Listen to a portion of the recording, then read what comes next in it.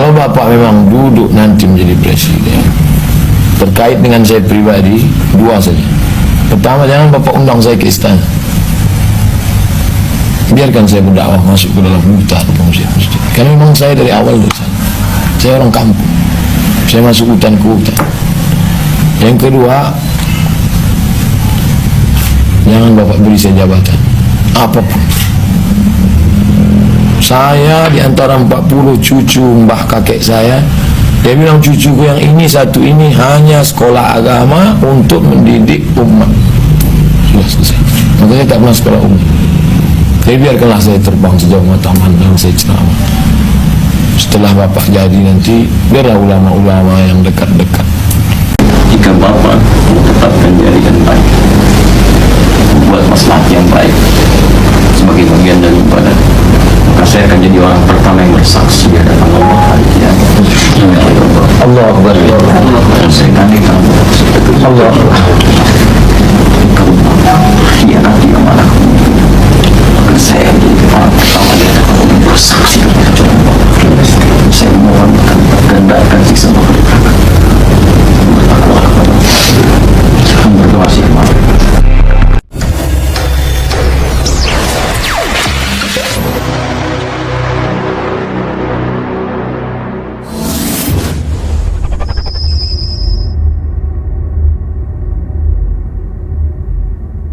Bismillahirrahmanirrahim. Assalamualaikum warahmatullahi wabarakatuh. Sahabat Yuk Ngaji Yuk, jumpa lagi kita di channel tercinta kita. Semoga channel ini selalu memberikan manfaat bagi kita semua.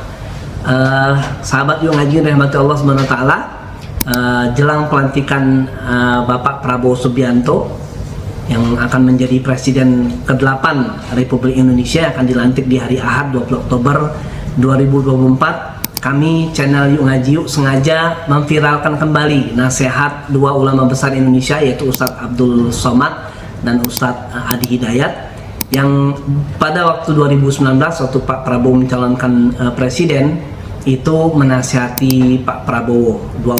Dua ulama besar ini menasihati Pak Prabowo ya, untuk demi kemaslahatan negara kesatuan Republik Indonesia.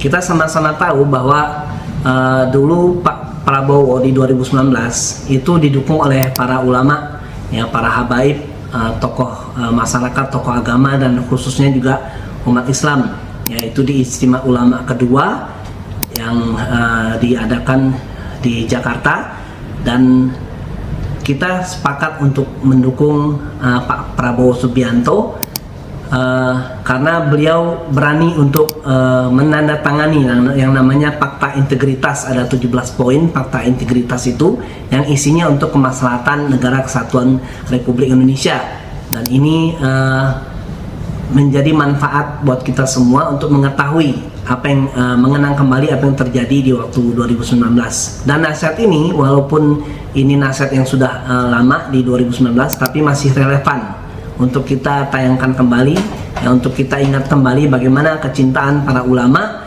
yang untuk kebaikan, khususnya di bawah kepemimpinan Pak Prabowo.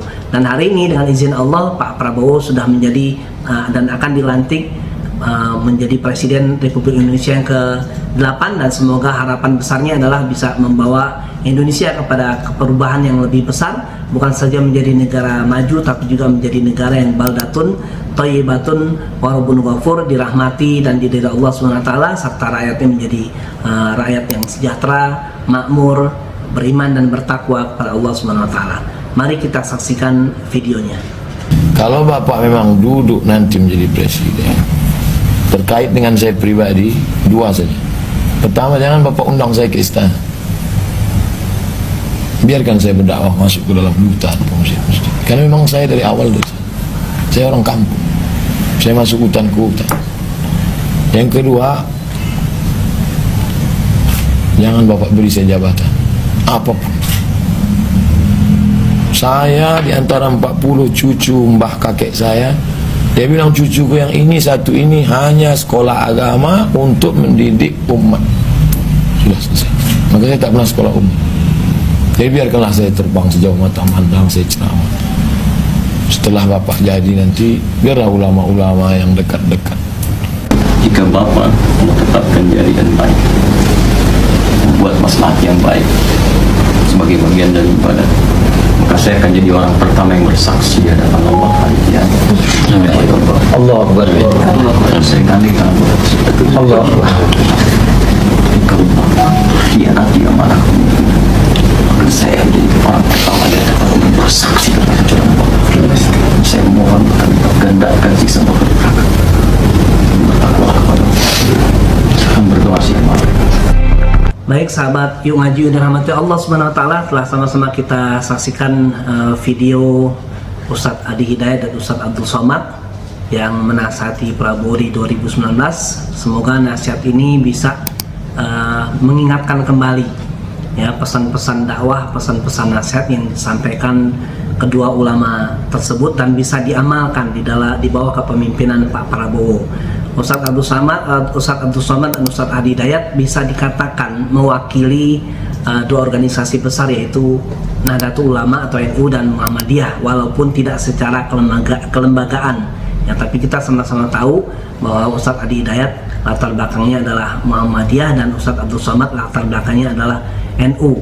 Sekali lagi nasihat ini masih relevan, karena yang namanya nasihat itu sampai kapanpun masih relevan ya, apalagi ini nasihat untuk kepentingan untuk kebaikan para pemimpin-pemimpin yang ada di Indonesia khususnya.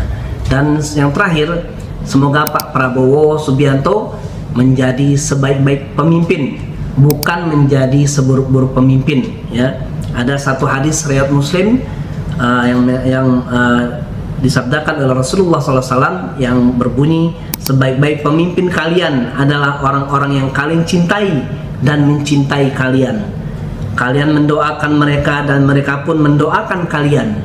Dan seburuk-buruk pemimpin kalian adalah orang-orang yang kalian benci dan membenci kalian. Kalian melaknat mereka dan mereka pun melaknat kalian.